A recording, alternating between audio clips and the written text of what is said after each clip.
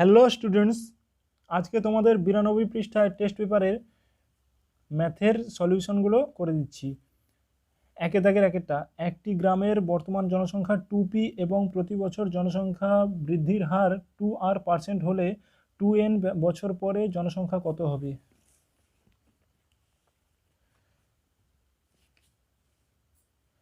বর্তমান জনসংখ্যা কত? বর্তমান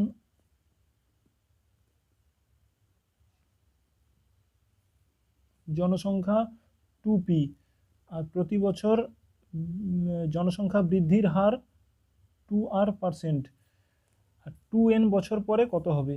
এটা ফর্মুলা কি আছে? সূত্র n বছরে জনসংখ্যা হবে p into 1 plus r by 100, অর্থাৎ r% to the power n। এটাই সূত্র। এই সূত্রে ফেলে দিলে উত্তর হয়ে যাবে। অর্থাৎ 2n বছরে কত হবে জনসংখ্যা? 2p into 1 plus 2r by 100 to the power 2n সমান 2p into 1 plus r by 50 to the power 2n। এইটাই 2n বছর পরে জনসংখ্যা এটাই হবে। একের দাগের একেরটা সঠিক উত্তর হলো অপশন নাম্বার বি।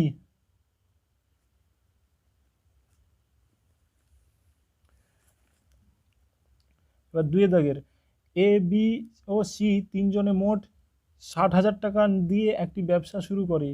1 বছর পরে তারা যথাক্রমে 500 টাকা, 1,000 টাকা ও 1500 টাকা লাভ পায়। সি ওই ব্যবসায় নিয়োজিত করে কত টাকা?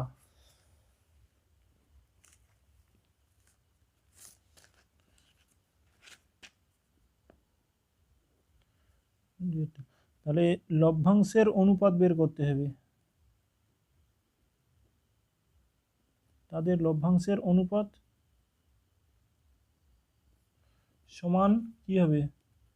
500 অনুপাত 1000 অনুপাত 1500 সমান এটা কি হবে? 1:2:3। তাহলে সি এর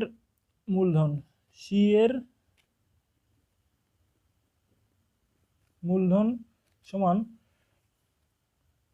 মোট মূলধন 60,000। তাহলে সি এর মূলধনের আনুপাতিক ভাগ লভ্যাংশের আনুপাতিক ভাগার 3/6।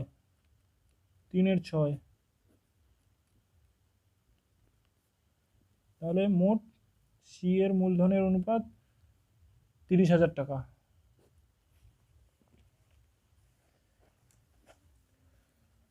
দুয়ের দাগের উত্তরটি হবে option number C.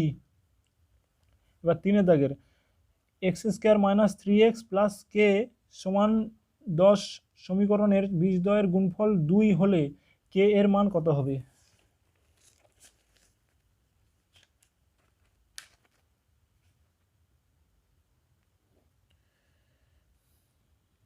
x² - 3x plus কে সমান 10, বা x² - 3x প্লাস কে -10টা এই সাইডে নিয়ে চলে আসতে হবে। -10 = 0। এইবার এখানে দুটি বীজ, একটি বীজ আলফা আরেকটি বীজ অপর বীজ বিটা যদি ধরি, তাহলে আলফা ইন্টু বিটা সমান সি বাই এ। অর্থাৎ এখানে সি মানে হলো কোনটি? সি হলো কে -10। তাহলে কে -10 সি বাই এ, এখানে 1 আছে, এখানে 1 সমান 2। এটা প্রদত্ত গুণফল। এখান থেকে কে এর মান বের করতে হবে। বা কে -10 সমান 2, বা কে সমান 2 প্লাস 10 সমান 12।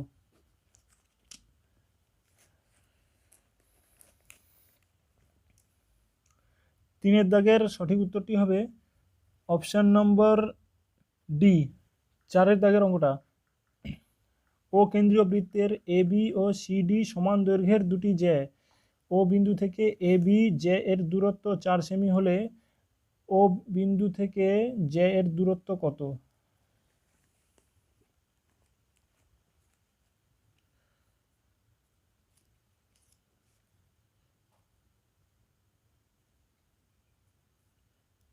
ও কেন্দ্র এ বি যে কোনো একটি জ্যা, কেন্দ্র থেকে এ বি জ্যা এর দূরত্ব 4 সেমি, এটা 4 সেমি। এবার বলেছে এ বির সমান আরও একটি জ্যা সিডি, অর্থাৎ এইটা, যেহেতু এ বি সমান সিডি অর্থাৎ কেন্দ্র থেকে এ বির দূরত্ব যত, কেন্দ্র থেকে সিডির দূরত্ব ততই হবে, অর্থাৎ 4 সেমি হবে। উত্তর হলো 4 সেমি। 4 দাগের সঠিক উত্তরটি হলো অপশন নম্বর বি। 5 দাগের, এ বি সি স্থূলকোণী ত্রিভুজের পরিকেন্দ্র ও কোণ ও এ বি সমান 50 ডিগ্রি হলে এ সি বি কোণের মান কত?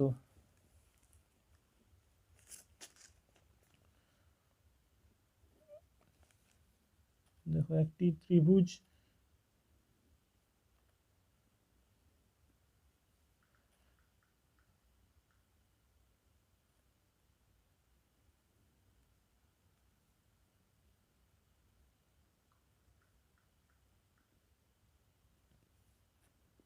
এ বি সি ত্রিভুজ, এইটা হলো পরিকেন্দ্র ও, পরিকেন্দ্র বলেছে কোণ ও এ বি, এই কোণটা 50 ডিগ্রি। এইটা যদি 50 ডিগ্রি হয়, যেহেতু ও বিন্দু পরিকেন্দ্র, অর্থাৎ এই কোণটাও 50 ডিগ্রি হবে, এটাও 50 ডিগ্রি হবে। তাহলে এবার দেখো কোণ বিএসি, এই পুরো কোণটা 100 ডিগ্রি, ঠিক আছে, কোণ বিএসি সমান 100 ডিগ্রি। তাহলে এই কোণ আর এই কোণ, দুটো কোণের সমষ্টি কত হবে? 180 বিযুক্ত 100 সমান 80 ডিগ্রি, কেননা ত্রিভুজের 3টি কোণের সমষ্টি 180 ডিগ্রি। তাহলে এই কোণ আর এই কোণের সমষ্টি হলো 80 ডিগ্রি। যেহেতু পরিকেন্দ্র ও, সুতরাং এই কোণ আর এই কোণ পরস্পর সমান হবে। অতএব কোণ এ বি সি সমান 80 ডিগ্রি বাই 2 সমান 40 ডিগ্রি।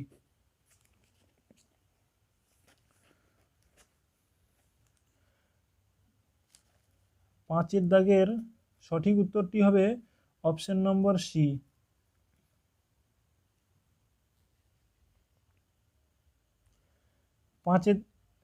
6 দাগের অঙ্কটা, আর সেমি দৈর্ঘ্যের ধার বিশিষ্ট একটি নিরেট ঘনক থেকে সর্ববৃহৎ একটি নিরেট গোলক কেটে নেওয়া হলে গোলকের ব্যাসার্ধের দৈর্ঘ্য কত হবে?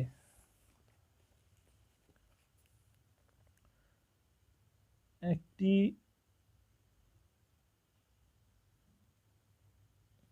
ঘনক,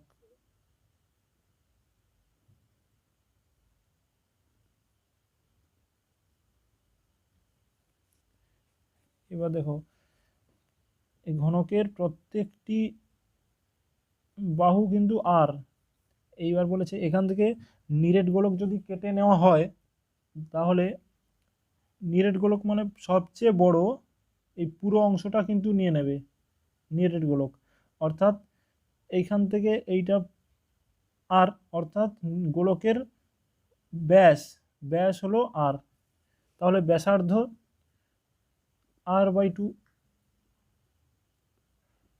ব্যাসার্ধ সমান r/2 সেমি।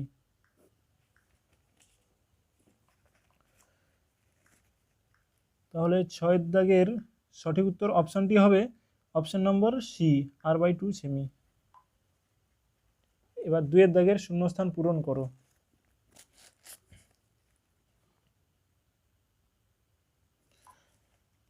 2 দাগের একটা, বার্ষিক 8% সরল সুদের হার কোনো মূলধনের n বছরে মোট সুদ PNR/25 টাকা হলে মূলধনের পরিমাণ কত?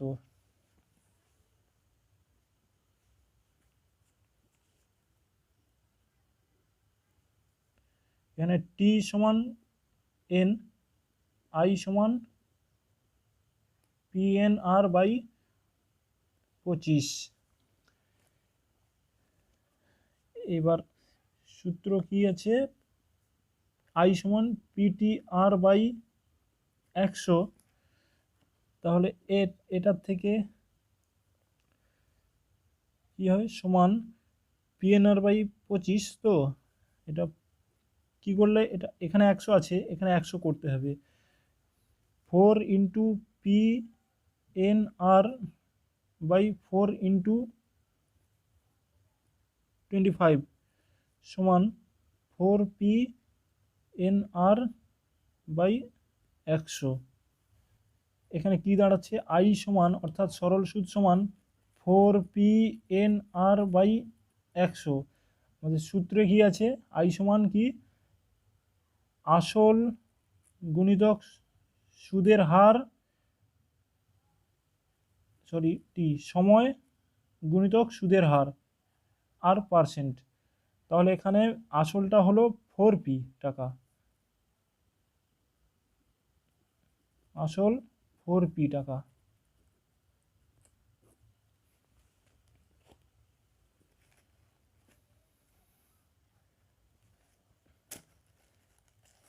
এবার 2 দাগের 2টা, ax² + bx + c সমান 0 সমীকরণের বীজদ্বয় পরস্পরের অন্যান্যক এবং বিপরীত চিহ্নযুক্ত হলে a + c সমান কত?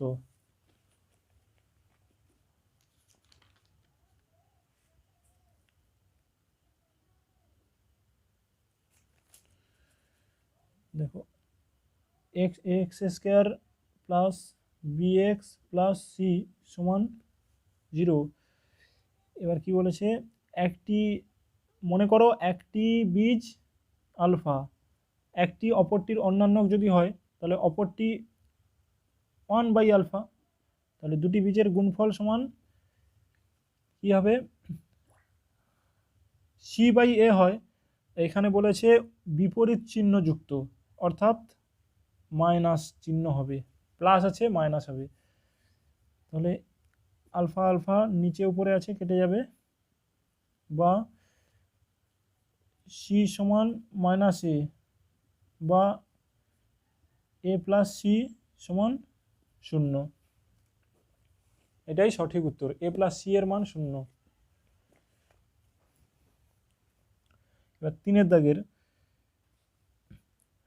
y - z 1/x এর সঙ্গে সরলভেদে আছে, z - x 1/y এর সঙ্গে সরলভেদে আছে এবং x - y 1/z এর সঙ্গে সরলভেদে থাকলে ভেদ ধ্রুবক তিনটির সমষ্টি কত হবে?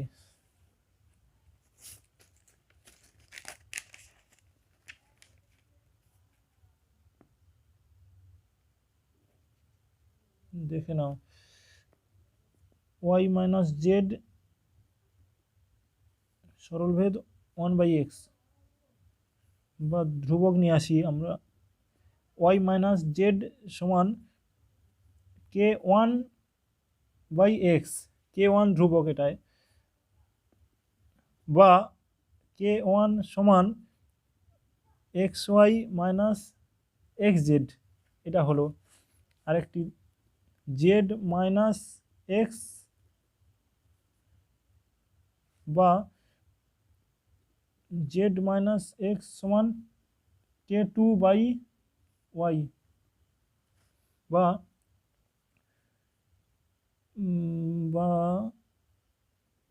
k2 সমান yz - এক্স ওয়াই, আর একটি এক্স মাইনাস ওয়াই বা এক্স মাইনাস ওয়াই সমান কে থ্রি বাই জেড, বা এক্স জেড, সরি এটা আগে লিখি, ধ্রুবক কে থ্রি সমান x z minus y Z.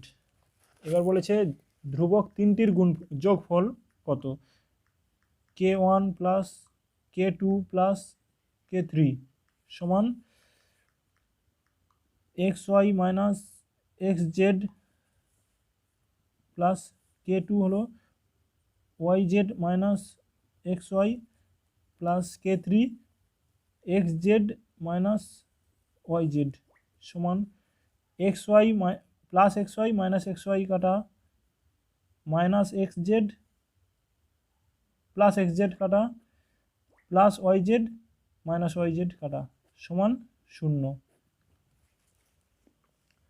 অর্থাৎ তিনটি ধ্রুবকের যোগফল হলো 0।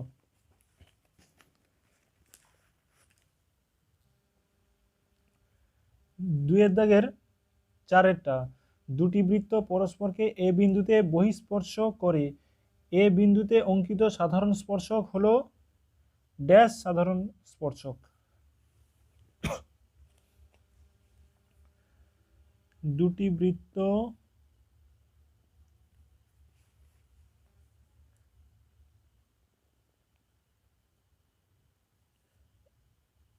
বৃত্ত পরস্পরকে এ বিন্দুতে স্পর্শ করে, এ বিন্দুতে অঙ্কিত সাধারণ স্পর্শক অর্থাৎ এই স্পর্শক, এটা কি ধরনের স্পর্শক সেইটা বলতে চাইছে। এটা হলো তির্যক সাধারণ স্পর্শক, এটা তির্যক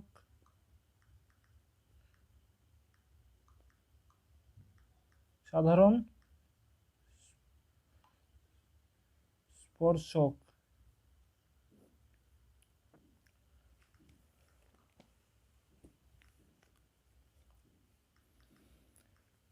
পাঁচের দাগের, একটি বৃত্তস্থ সামান্তরিক একটি ড্যাশ চিত্র, মানে কি ধরনের চিত্র।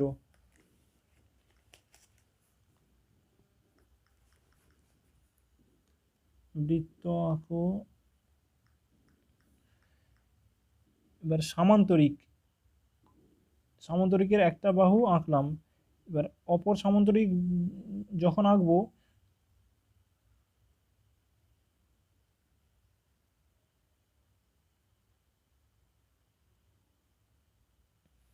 দেখো একটি বৃত্তস্থ সামান্তরিকটি আয়তাকার হবে সবসময়ের জন্য।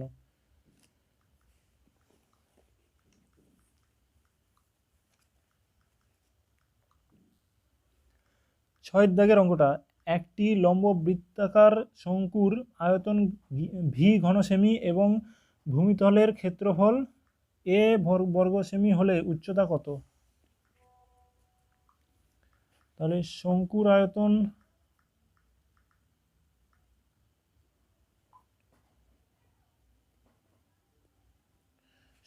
আয়তন সমান সূত্র কি, 1/3 পাই আর স্কয়ার এইচ, যেখানে আর হলো শঙ্কু আঁকি আগে,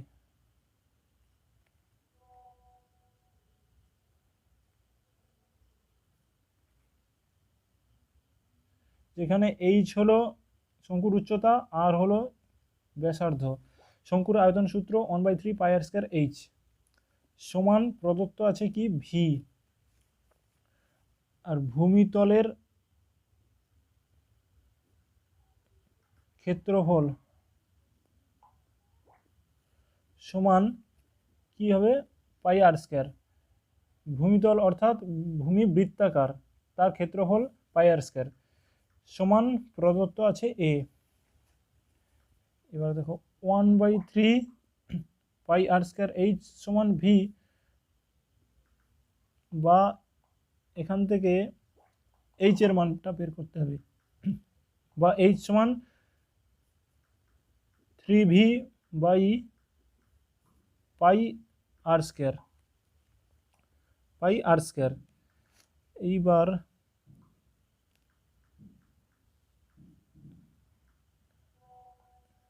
এইটার থেকে আর এর মানটা বের করো, আর স্কোয়ারের, বা আর স্কোয়ার সমান হবে এ বাই পাই। তাহলে আর স্কোয়ারের মানটা এখানে বসিয়ে দিতে হবে, সমান 3v বাই পাই ইন্টু আর স্কোয়ারের মান হল কি এ বাই পাই, পাই পাই কাটা সমান 3v বাই এ। তাহলে উচ্চতা কি হলো 3v বাই এ।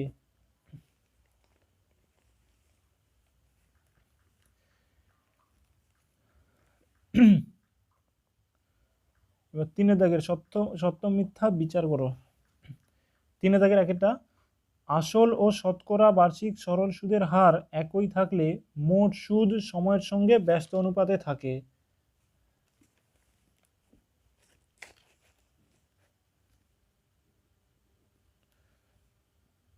আসল পি, সুদের হার আর, সুদ আই, সময় টি।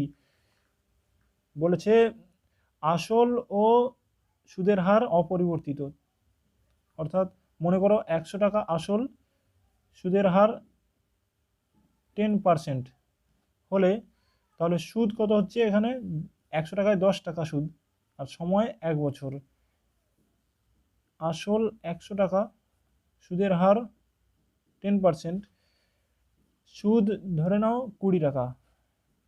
এবার দেখো 100 টাকায় 10% হারে 20 টাকা সুদ হয়, আরও আরও বেশি সময় লাগবে, 1 বছরের চেয়ে বেশি সময় লাগবে, অর্থাৎ 2 বছর। তাহলে এখানে বেড়েছে, এখানে বেড়েছে, আর এখানেও বেড়েছে, অর্থাৎ সুদের সঙ্গে সময়ের সরল সম্পর্ক বর্তমান, এই সুদের সঙ্গে সময়ের সরল সম্পর্ক।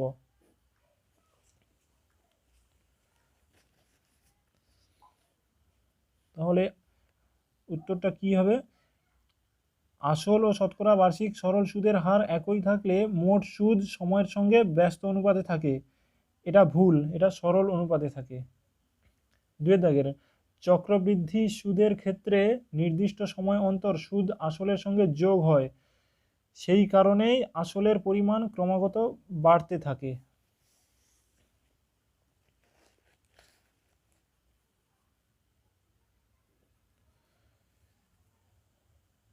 মনে করো 2 বছরের চক্রবৃদ্ধি সুদ, 2 বছরের চক্রবৃদ্ধি সুদ সমান কি হবে, আসল যুক্ত প্রথম বছরের সুদ, আবার সমান দ্বিতীয় বছরের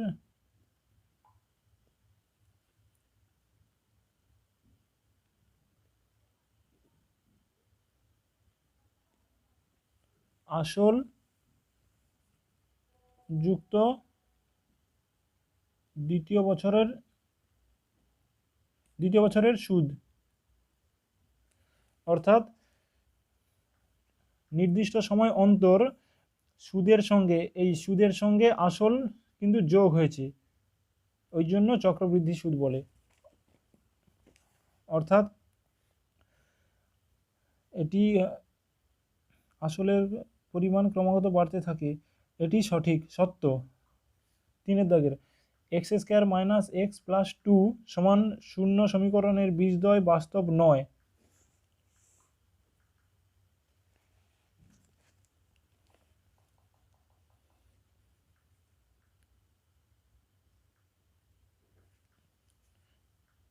x square minus x plus 2 সমান 0। এবার নিরূপক বের করতে হবে আমাদের, বি স্কোয়ার মাইনাস 4ac এর মান বের করতে হবে। 0-র চেয়ে বড় হলে, অর্থাৎ গ্রেটার দেন 0 হলে তবে বীজদ্বয় বাস্তব হবে, নয়তো বাস্তব নয়।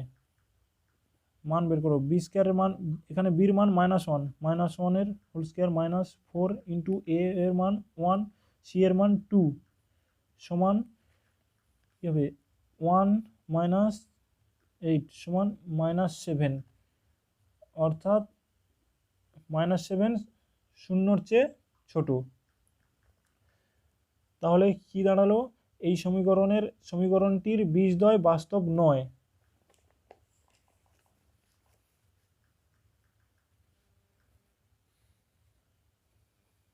অর্থাৎ এখানে যেটি দেওয়া আছে বাস্তব নয় লেখা আছে, অর্থাৎ এই উক্তিটি সত্য।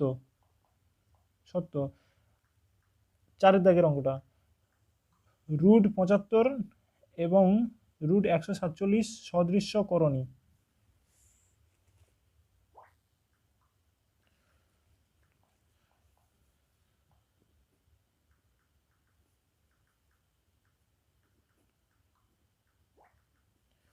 এই দুটি করণী সদৃশ্যকরণী কিনা কি করে জানবো? করণী নিরসন করতে হবে। অর্থাৎ 75কে উৎপাদক করতে হবে। 25 × 3 = 75, 5 × 5 = 25, 5√3 হবে এটা 147, 3 × 4 = 12, 3 × 9 = 27, 7 × 7 = 49, অর্থাৎ ওইটা সমান 7√3। এবার দেখো এখানে √3, এখানে √3, অর্থাৎ √75 ও √147 পরস্পর সদৃশ্যকরণী, দুটি সদৃশ্যকরণী পরস্পর, ঠিক আছে। অর্থাৎ এই উক্তিটি সত্য। 5 দাগের, যে কোনো দুটি সদৃশ্য চিত্র সর্বদা সর্বসম।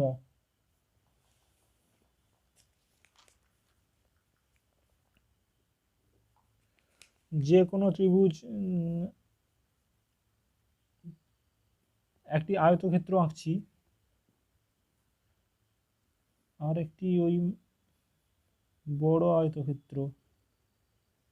এবার দেখো এই আয়তক্ষেত্র দুটি কিন্তু পরস্পরের সঙ্গে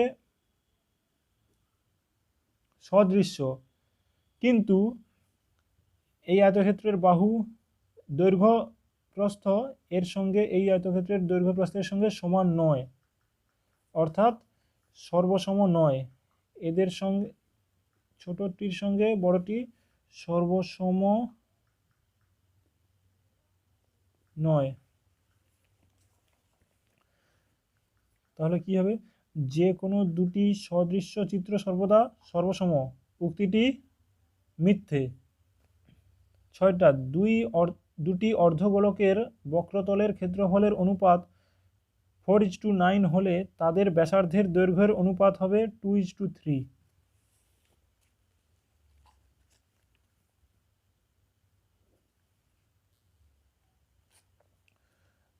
তাহলে অর্ধ গোলকের ক্ষেত্রফলের অনুপাত বের করতে হবে।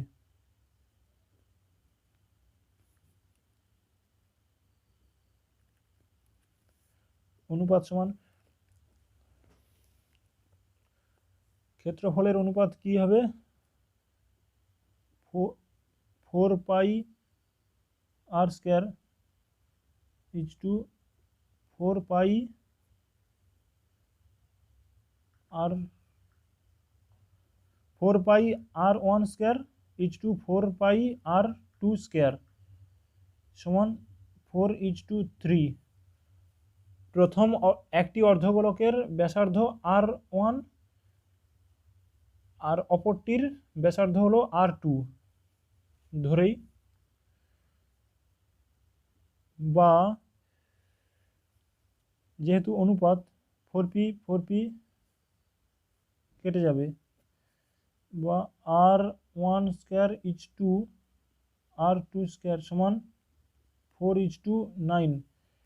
4:9, এখানে যেহেতু বর্গ আছে এখানে এ পাশেও বর্গ করতে হবে, 2² = 3², উভয় পক্ষে বর্গ তুলে দিতে হবে, R1:2 R2 সমান 2:3। এটাই উত্তর।